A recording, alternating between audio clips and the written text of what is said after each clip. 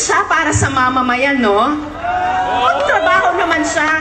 Anong kwenta ang mga siga niyang salita kung wala namang integridad at wala namang konkretong resulta para sa mamamayan ang liderato?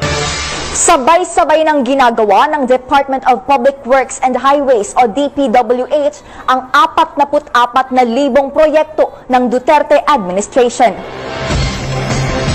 Sa exclusive interview ni Dr. Cesar Chavez sa programang Damdaming Bayan, inilatag ni DPWH Secretary Mark Villar ang mga proyekto ng ahensyang mapakikinabangan bago matapos ang termino ni Pangulong Rodrigo Duterte. Ginawa ni Villar ang pahayag matapos siyang paalalahanan ni Pangulong Duterte na medyo mabagal ang konstruksyon ng mga proyekto ng gobyerno. Para mabawasan ang matinding trapiko sa Metro Manila, magagamit na ngayong third quarter ng taon ang Laguna Lake Highway na dating C6. Ito ay 10 kilometrong tulay na nagkokonekta mula Taytay hanggang Bikutan.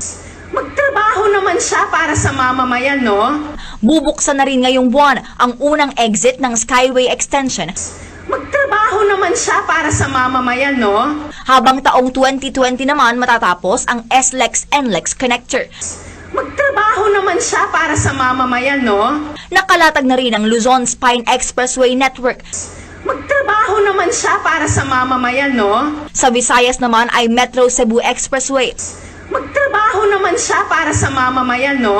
At ang magiging pinakamahabang tulay sa bansa na Panay-Guimaras-Negros Mega Bridge na may habang 19 na kilometro. Magtrabaho naman siya para sa mamamayan, no? Sa Mindanao, may master plan na rin para sa Zamboanga Peninsula kung saan magkakaroon ng 8 mga kalsada na may habang higit 200 kilometro. Magtrabaho naman siya para sa mamamayan, no? At 3 tulay sa Tawi-Tawi. Magtrabaho naman siya para sa mamamayan, no? 44,000 ang projects namin, kaya 44,000 ho? 44,000. Sabay-sabay ho ito. Sabay-sabay. Magtrabaho naman siya para sa mamamayan, no?